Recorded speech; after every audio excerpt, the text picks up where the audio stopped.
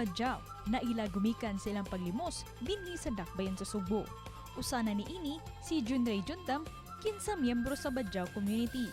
Apan ang iyang paglimos, iyang gigamit aron lang ang siya makakaon o makatiwas og eskwela.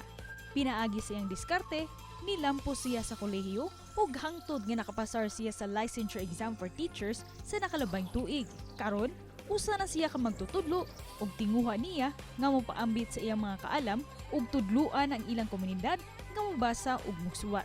Busa karong buntaga, ma-inspire kita sa iyang istorya sa kalampusan dinhi lang sa GMA Regional TV Live. Atong ilailahon karong buntaga mga kapuso kining Badyaw nga nakapasar sa LET 2022 Junray Jundam. Mayong buntag, maupay na aga sir. Kumusta? Welcome sa GMA Regional TV Live. Sir, sa reaction nimo sir sa pagkabasa nimo nga apil kas nakapasar? Wala ko kabalo nga mupasar ko. Basta ang importante ato niti ko kuan kanang let ba nya wala na ko nag-review kay usa sa mga rason wa ko ka-review kay ang finances mahal baya ang review. Tag 7,500 pero ako nag-self-review na lang ko sa akong mga reviewer sa una. Ako gitig yung nya mato buntag trabaho ko ini kagabi magbasa-basa ko ini udto sad after ato pag abot na sa exam ni take lang jud ko nya nagampo jud ko sa Ginoo. Gikan ka sa Badyaw community. Mamahimo ba Sir Junray ipaambit nimo kanamo say kinabuhi nimo kaniadto imong mga kaagi? Eskwela pa ko sa Alaska Elementary School. Kanang grade 1 hangtod grade 6. Eskwela ko sa hiwa ko kaon. Manginom na ko uninit nga tubig iniguli na ko.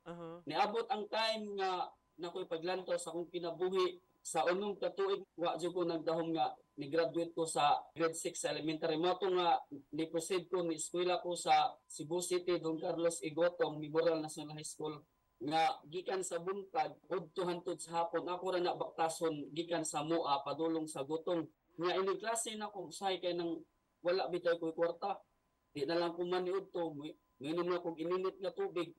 Sir Junray, unsa na yung mga kabag-uhan sa imong kinabuhi sukad kan nakapasar sa LET karong bag-o? Kung sa una sa ko ka taong nga batanon kanang mangayo nagpakilimos kanang tan-aw sa mga tao grabe jud kaubos pero kung ikaw makamag eskwela pwede ka mo apply sa lain-lain nga kompanya nga gawaton ka kung nakay trabaho nakay kwarta pwede ka mo palit sa sinina unsay gusto nimo sapatos pagkaon mao jud ni kalahian nga ako balikon ang edukasyon importante sa usa ka tawo mao nay makatabang makahaw sa kalisod sa tawo. Sir, nganong gipili man nimo nga magmaestro? Nipili na nako ang Bachelor of Elementary Education. Kaya gusto sa ko makatabang sa akong community. Labi na daghan mga mama nga dili kabalo muswat sa ilang pangan. Sir, isip usa ka magtutudlo sir sa unsang pamaagi man ka makatabang sa community sa atong makaigsoonang Badyaw nga dili mang limos. Ang pagpangayo dili na dautan. Pero lang kung inadlaw-adlaw na lahi na nga istorya. Bis lang sa akong naagian, ako usama jud ko ka kanang nagpakilimos sa una no bata pa ko gikan sa elementary. Pero sa dihang kanang nakoy panglantaw sa akong pinabuhi kay gusto nako nga ang maagian sa akong anak, ang naagian nako dili maagian sa akong anak ang mga kalisdanan. Og isip pa na po Sir Junray unsa may New Year's message nimo sa atong mga kapuso? Gibati nako ang akong community or kadugo dito sa Marbel Isabelite o Dolho Batolete o Tutulan Lawis Bohol nga ang edukasyon importante sa kinabuhi sa tao makatabang makahawas sa kalisod dili man ta madato pero impact na kay nang makahatag kag og mga panginahanglanon. Maminyo ka mabatan-on ka panginahanglanon sa imong mga anak o sa imong mga pamilya kay ang edukasyon makatabang og makahawas sa kalisod. Daghang salamat kayo nimo sir for joining us ug congratulations mga kapuso Junray Jundam. Happy New Year, sir. Happy New Year.